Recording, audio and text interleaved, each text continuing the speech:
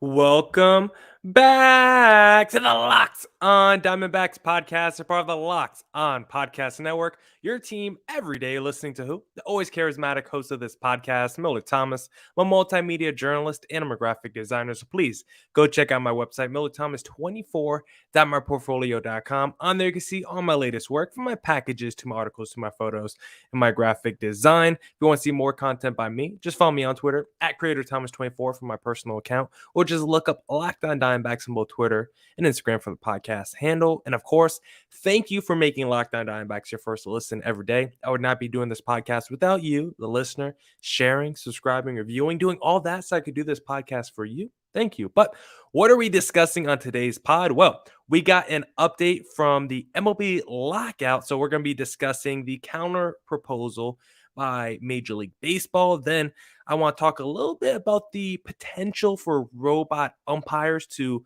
make it to the MLB level, because we got an update on robot umps as well. And also just want to discuss the MLB's willingness to cancel games this upcoming season if it gets to that because of the lockout. So we got a whole bunch I want to talk to you guys about on today's pod. So let's jump right into it.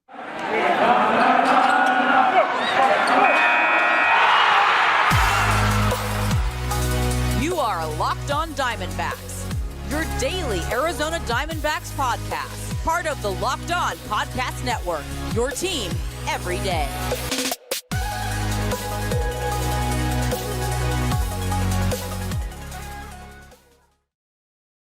Millard Thomas of Locked On Diamondbacks still here. And I first want to talk to you guys about, I want to open up segment number one by talking about the potential for robot umps coming to Major League Baseball. Yes, Angel Hernandez, his days may be numbered, because we might finally, what we've been asking for, an electronic strike ball system. This is what we've needed. Take the human error out of baseball, because robot umps are coming to the AAA, I believe, this season. So we're going to see this performed and instilled on the highest level to really see the cracks and the flaws with the system, the pros and cons with the system. We're going to see it in the AAA, our highest level of baseball. And just think about that transition for a little bit, how it's going to be when you call up these guys from AAA, because a lot of players, a lot of teams are stashing dudes in AAA, or there's a lot of players who just, those quad A players that we discussed, who are like better than AAA players, but not good enough for the major league. Like, those are the guys who spend a lot of time going up and down. So it's going to be a weird transition, I think, for those guys, because they're going to be used to the strike zone one way, and then it's going to be a totally different experience when they get to the major league level. I would love to see those guys split to when they get called up and down. Obviously, a lot of that's just going to be affected by the level of pitching they're going to see, the difference in the level of pitching they're going to see. But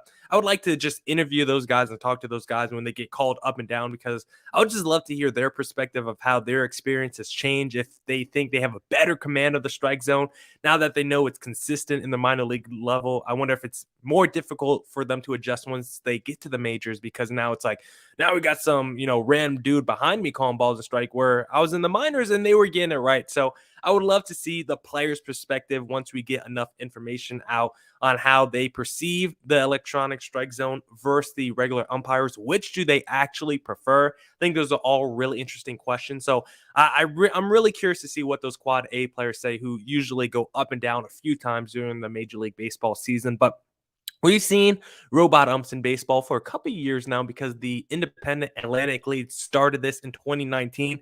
Thank you, Atlantic League, for getting the ball rolling on this situation. But this is something that should have always been in place, because it is absolutely dumb that we know what a ball of strike is because we watch it on TV. They literally show us replays of the strike zone where we can see exactly where the ball came through the strike zone, at what angle, how fast. But yet, even though we have all this information, we can't apply it. You can't even challenge what's a ball of strike. You can have your manager and go out there and rip the head off the umpire and let him scream in his face for 10 minutes, but that's not going to do anything. And in the end, it might get your manager ejected, and now you're actually at a disadvantage of a ball club. And hey, I'm all for my manager getting thrown out in a ball game. Sometimes it's fun, especially when you're covering a team like the D-backs, who always feel like they need a little bit more fight. They need a little bit more fire in them. Whenever I can see Torey Lovullo going out there and fighting for his players, that's always a good time. And I think that's always a positive when a manager does it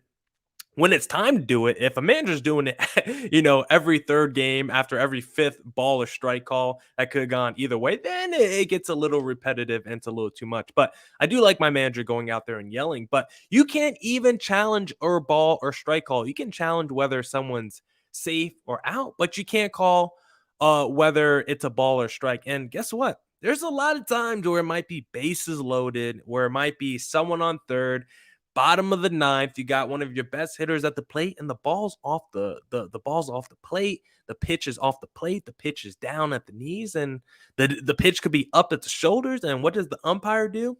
He strikes out your batter. Ball game is over, and you feel robbed as a fan when we shouldn't feel robbed because we can get the answer right. We can get the call right, and it shouldn't be determined by human error.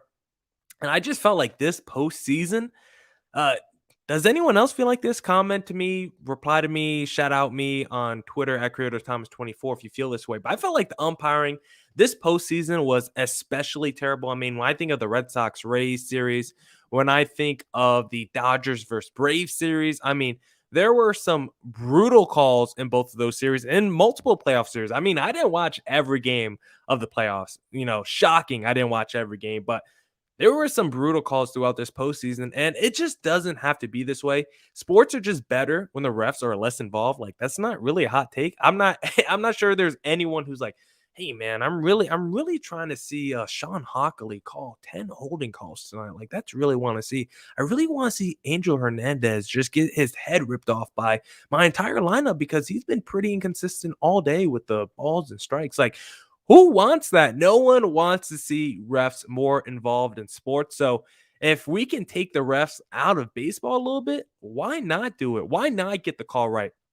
If MLB is worried about the home plate umpire fixing games because now that sports betting is legal, we're seeing teams add sports books to their stadiums. Like, if baseball was in any way worried about maybe a potential Pete Rose situation, I guess, with an umpire, well, that also curbs this. Like, there's a bunch of different benefits, not just from the fan standpoint, not just from the player standpoint, but you can also see how the league would benefit because now all of a sudden you can definitely curb that potential for heinous acts to be going on during your ball game, which I'm sure sports do not want to get involved with the illegal side of sports betting. They do not want to see any controversies. It will diminish their league. It will take credibility away from their league. So they're doing everything they can to make sure their referees and people who are involved with the game aren't doing anything heinous when it comes to betting. And this would just be another way to do that.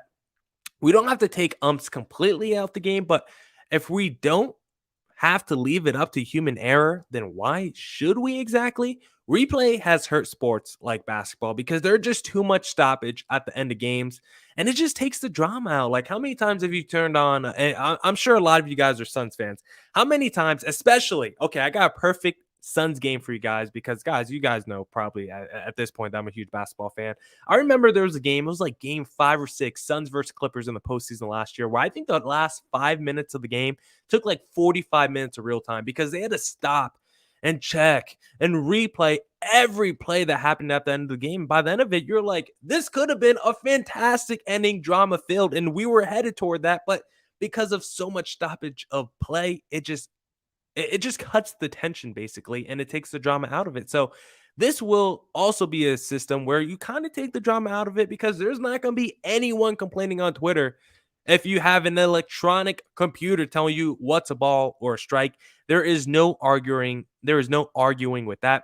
Not sure when we'll be able to see this on the MLB level, but seeing it sooner is better than seeing it later, I guess. And also, after balls or strikes, like, let's also let computers decide safe or out. Now, I don't know how quickly that could be done in terms of a computer actually deciding if someone's safe or out, but maybe you put a tracker in the ball, maybe you put a tracker in the glove to make sure so you know when someone gets tagged. Like, I don't know what the solution is, but I'm also down to take it even a step further with the electronic umps. Like, make it safer out, make it balls and strikes. Like, the whole game should be electronic. If we can get the answer right and we could do it in like 3 seconds or less, why not? Human error was cool in the 50s, but I'm a big proponent of getting the call right. Now, we'll discuss the MLB lockout counter proposal and MLB's willingness to cancel games in segment number 2 and 3. But first, I want to talk to you guys about Built Bar because this episode is brought to you by Built Bar.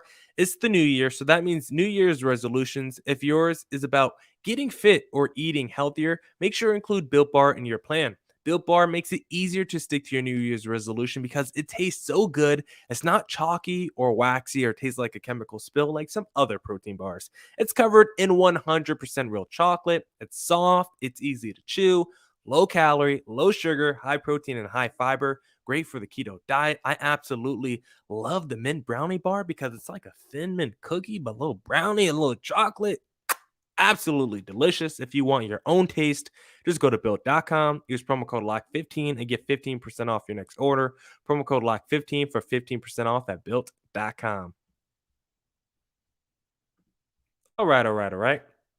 Let's get back into the podcast. Ooh, hold on. Ooh, got a little golden hour right now. If you guys are watching on YouTube, ooh, that boy in the light right now looking good. But let's get back to the Locked on Diamondbacks podcast because I want to first start with the counter proposal MLB lockout stuff. But I think I'm going to start here. Just a little quick, a few quick thoughts for you guys because there was a report recently that MLB is willing to cancel games if we get that because of the lockout. We don't know how long it's going to be. It keeps dragging. So MLB is willing to cancel games. And if I'm the MLB Players Association, I'm seeing that as a threat from the league. And you should. And how can you not? The MLB has come back and said, no, our comments have been mischaracterized and misrepresented. No, you said what you said. You're in a lockout. You guys are negotiating right now. And it was a negotiating tactic. That's all right. Just own up to it if you're baseball.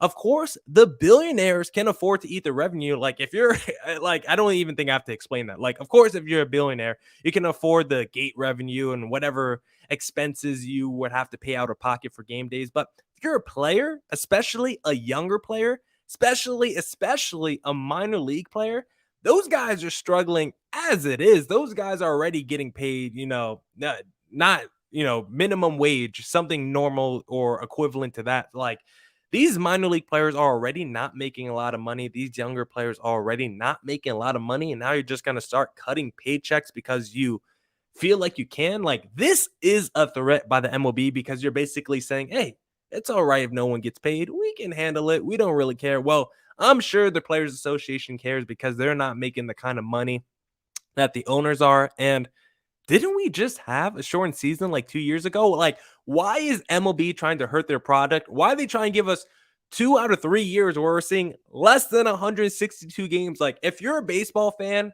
I'm assuming you're crazy if you're watching those many games. But MLB is somehow trying to take away games from basically at this point. If you're watching baseball, you're not a casual fan. And baseball just kind of wants to hurt the fans that are not casual fans. I'm trying to think of what the opposite of a casual fan would be, but I guess an obsessed fan, because most baseball fanatics are obsessed with baseball. And baseball, the MLB right now is like, hey, let's just take away regular season games. I'm sure those obsessed fans don't want to actually watch the sport. Like, I'm sure they'd rather just nothing go on at all times 24/7. I'm sure that's more fun for those obsessed fans. Like, why is baseball doing this? We had such a good momentum during the offseason. And yes, I know it was mostly due to the impending lockout, but still, after this lockout ends, we're going to have momentum once again because then all the free agents have to get signed. It's going to be an insane rally to sign a bunch of these guys before the season starts. So MLB, they just continue to hurt themselves. They just continue to shoot themselves in the foot. They act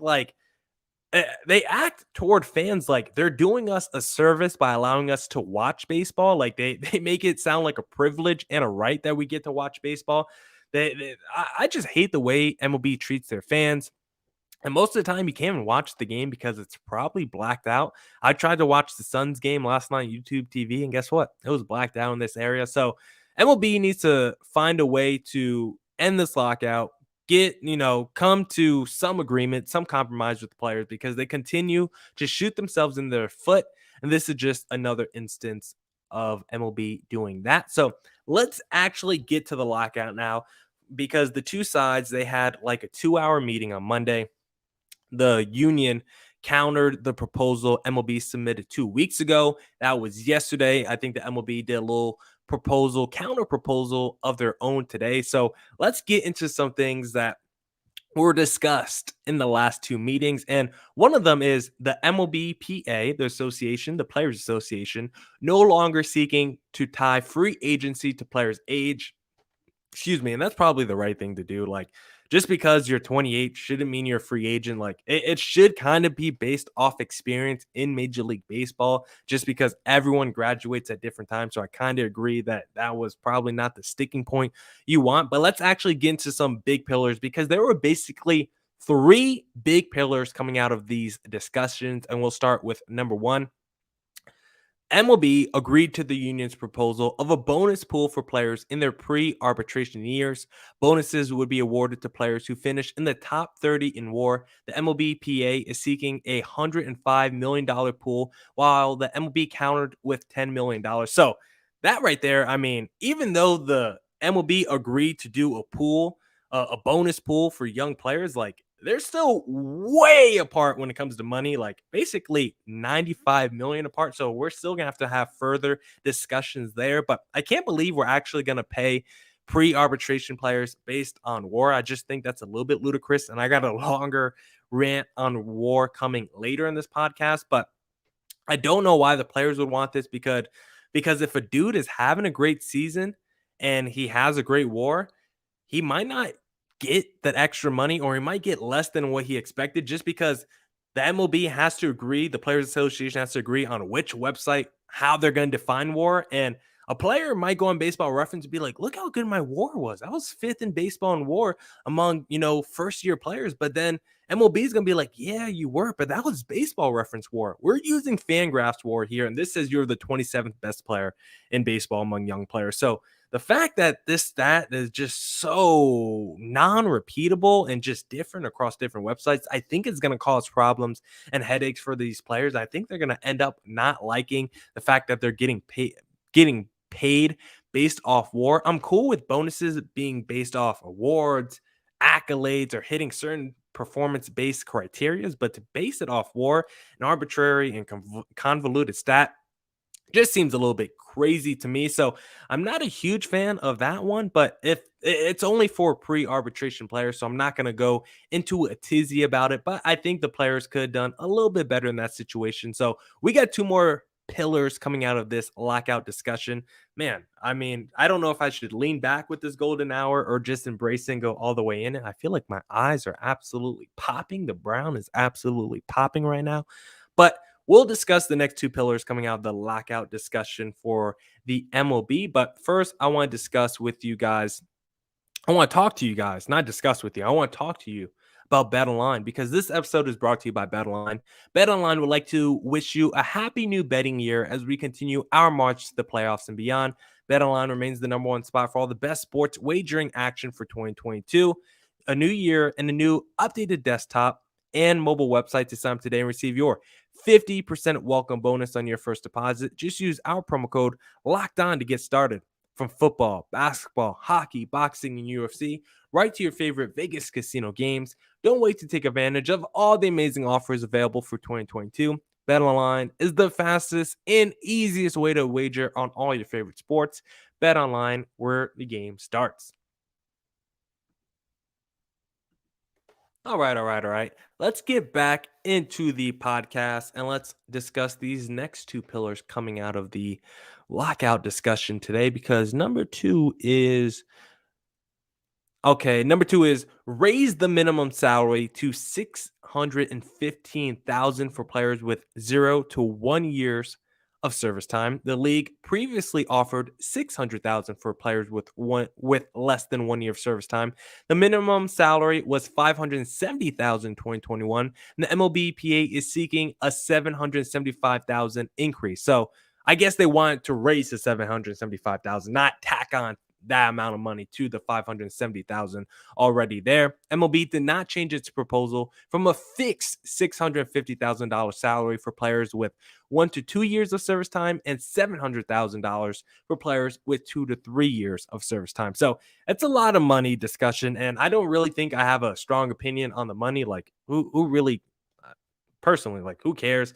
if the player, with less than 1 year of service time gets paid 600,000, 650,000, 700,000. Like, I don't think the salary is changing that much. Now, should it increase for inflation? Should it be, ratio to inflation? Sure, because basically MLB, their counter proposal with the minimum was slightly higher, or might have been even less than what it was in 2016. So should it just be raised based off inflation?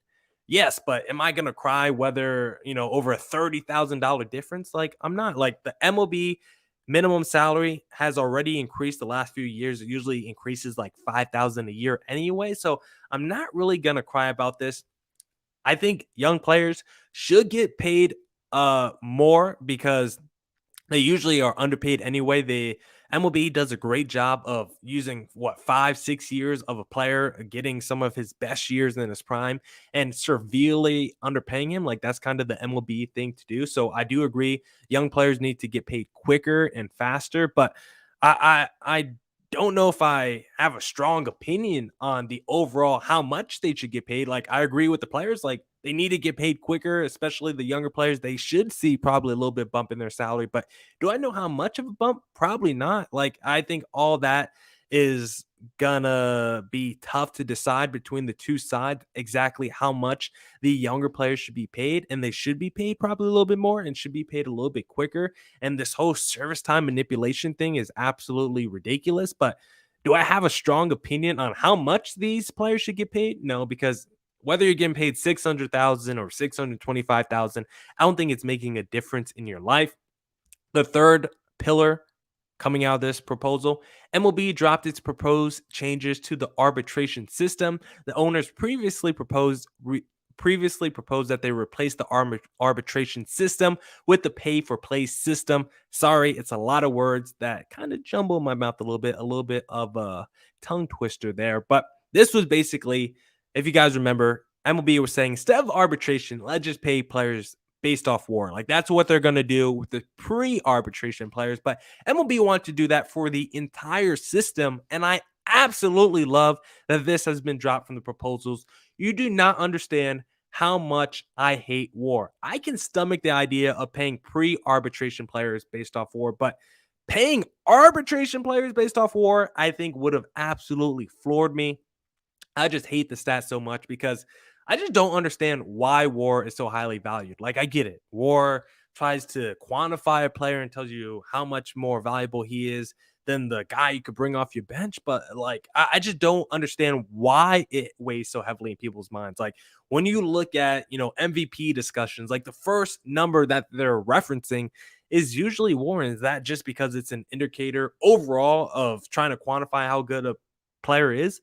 It probably is, but I just think we rely too much on it. We weigh too heavily on it. Now, players are literally going to get paid based off WAR.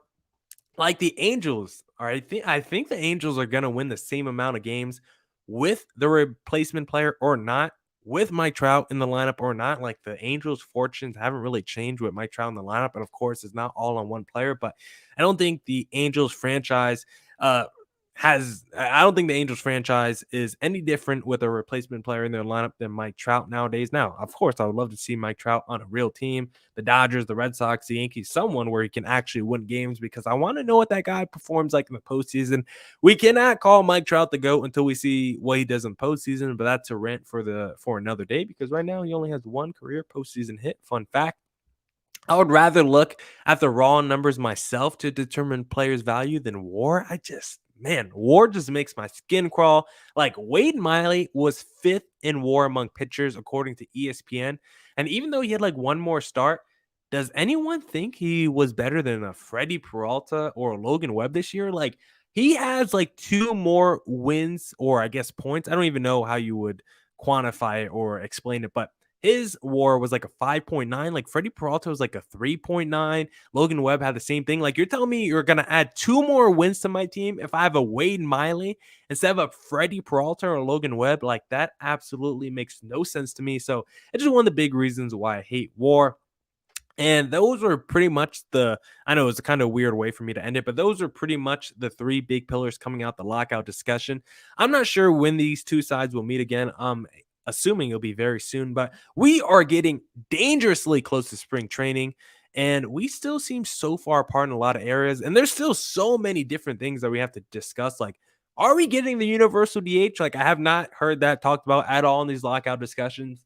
Expand postseason, I have not heard that brought up at all during these lockout discussions. I have not seen any tweets by Jeff Passan or John Heyman. So I'm still thinking it's going to be a while before this lockout is over. And if I had to put money on it, if I had to go to bet online, I might wager that we lose some spring training games. Now, I wouldn't yet say the start of the regular season is in jeopardy, even though it definitely is.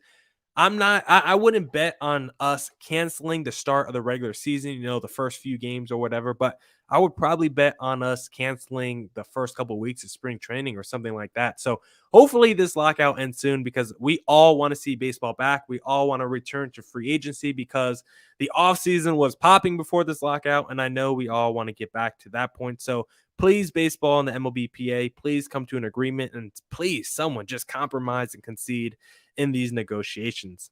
Now, that's it for this edition of the Locked On Diamondbacks podcast. Shout out to everyone who tuned in today. Come back tomorrow for more Locked On Diamondbacks news, coverage, and insight. Thank you for making Locked On Diamondbacks your first listen every day. I would not be doing this podcast without you, the listener. It's free and available on all platforms, so please continue to tell your friends. And of course, as always, please, please, please stay safe and stay healthy.